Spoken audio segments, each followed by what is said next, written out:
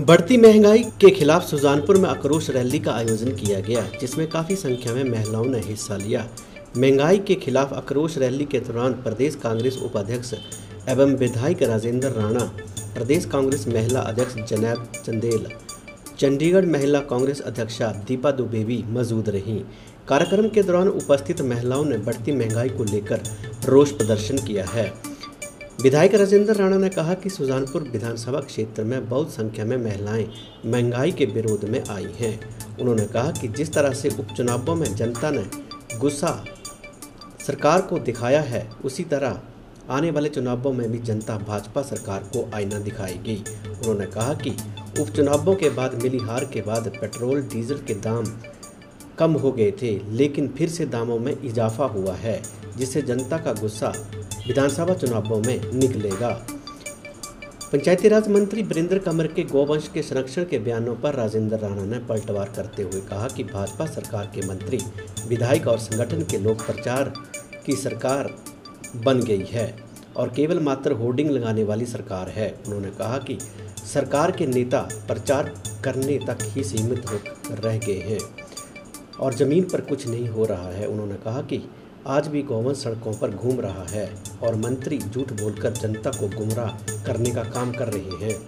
प्रदेश कांग्रेस महिला अध्यक्ष जैनब चंदेल ने कहा कि आज पूरा देश कर्जे में डूब चुका है और महंगाई चरम सीमा पर है। उन्होंने कहा कि 2014 में रसोई गैस का सिलेंडर का दाम बहुत कम था, लेकिन आज बहुत ज़्यादा बढ़ गया है। उन्होंने कहा कि देश 98,000 करोड़ रुपए के कर्ज के तले डूबा हुआ है, जिससे महंगाई बढ़ रही है।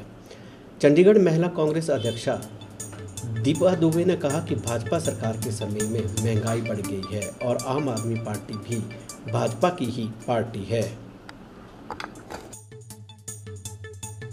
भारतीय जनता पार्टी के मंत्री, भारतीय जनता पार्टी के विधायक और उनके संगठन के लोग, ये सरकार प्रचार की सरकार बन गई है, होल्डिंग की सरकार बन गई है, एडवर्टाइजमेंट की सरकार बन गई है।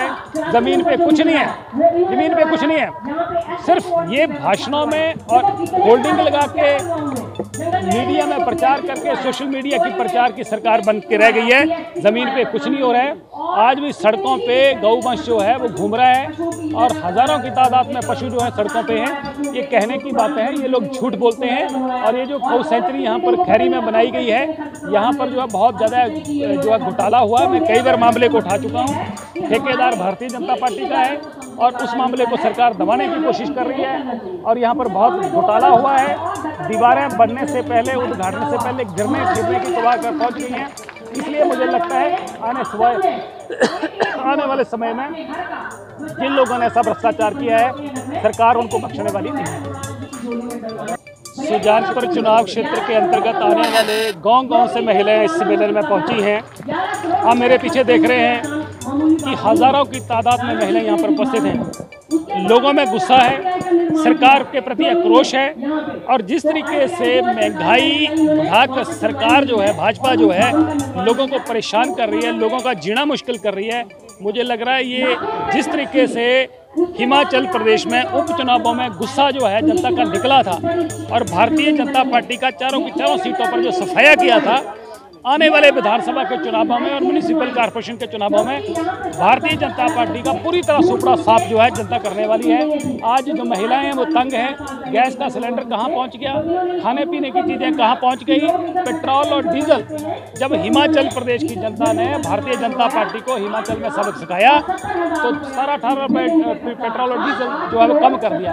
अब पिछले दिनों में 10-12 रुपये और बढ़ा दिया है। इसलिए जब चुनाव होते हैं तो थोड़ा सा कम कर रहे हैं, वरना इस सरकार ने लोगों के रोजगार छीन लिए, व्यापारियों के व्यापार चले गए और जो कर्मचारी हैं उनको मिलने वाले हक नहीं मिल रहे हैं।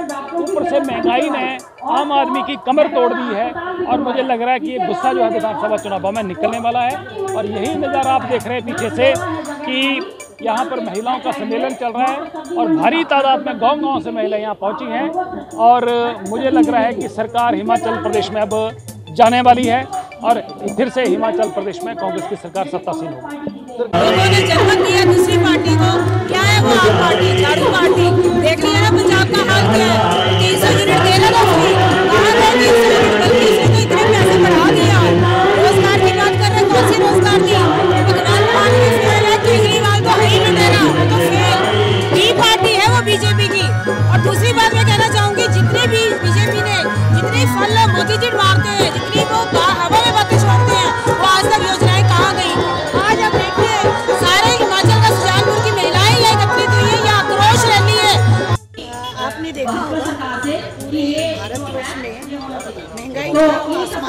रही है।